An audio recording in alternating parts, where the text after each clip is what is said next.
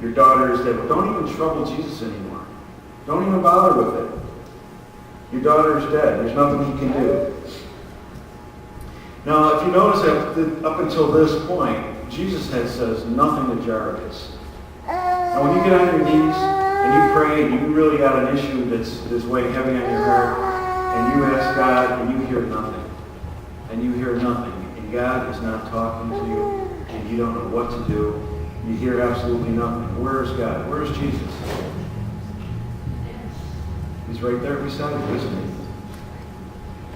Right? Jesus went with him. So this is the first time Jesus turns to Jairus and he says, don't be afraid, but only believe.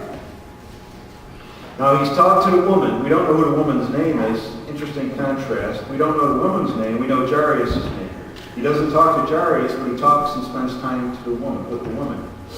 Jairus has a daughter that's 12 years old, is dying. This woman had an issue of blood for 12 years. Then Jesus says, don't be afraid, only believe. 365 times this word is used, this phrase is used. Don't be afraid, don't be afraid. In the Bible, 365 times. What do you think that God is trying to tell us? Don't give up. Don't be afraid. Don't give up. Right, only believe. Verse 37. He permitted no one to follow him except Peter, James, and John, the brother of James. How interesting is that? Now, why did he do that at first? Why didn't he do it in the beginning?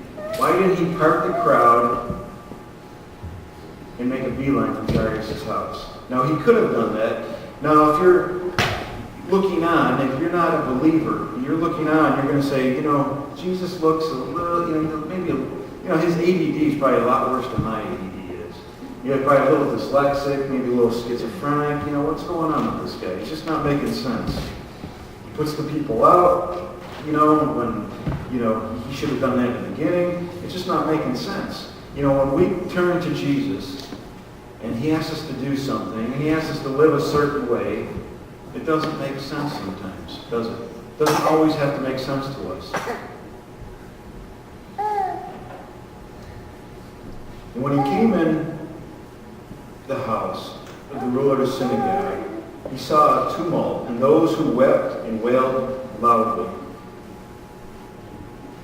And when he came in, he said to them, why make this commotion and weep? The child is not dead, but sleeping. Interesting, isn't it? The child is not dead, but sleeping. To God, death is just asleep. And there's nothing for God to wake somebody out of a dead, someone who's been dead.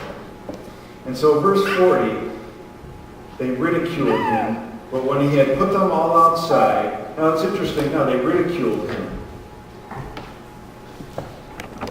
But here, Jairus' faith is going to be tested one last time. Now, don't you think that Jairus' faith is being tested pretty severely right now? I do. But here it is going to be tested one more last time. The mourners, they stopped. Jesus says, your daughter is sleeping. She's not dead. So the mourners, all of a sudden, they stop weeping and wailing, and they start laughing and ridiculing. Now, this is a faith that we need to have in the last days. A faith that will withstand delay. This is what Jairus went through. A faith that's withstand ridicule. This is what Jairus went through.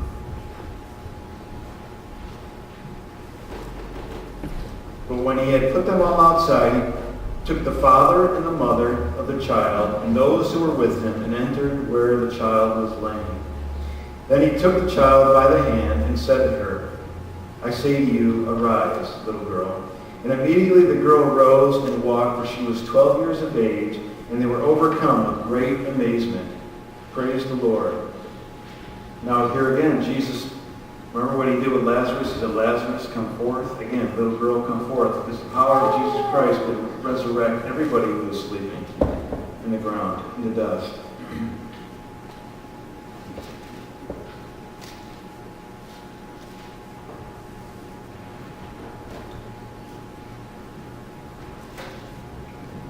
Verse 43.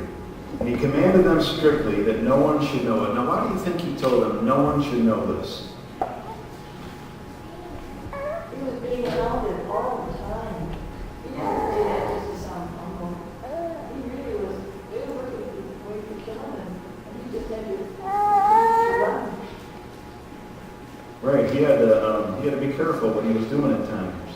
So he commanded them strictly that no one should know it. And Luke says,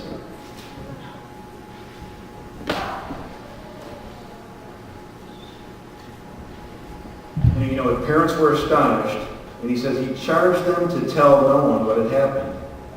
But before that, verse 55 of Luke 8, it says, then her spirit returned, and she arose immediately, and he commanded. Now, how often does God and Jesus command us to do something? Now, we got 10 commandments, right? When Jesus commands something, we need to take notice. And he also gives us the strength. What's he tell her? You know what he commands? He commanded that she be given something to eat.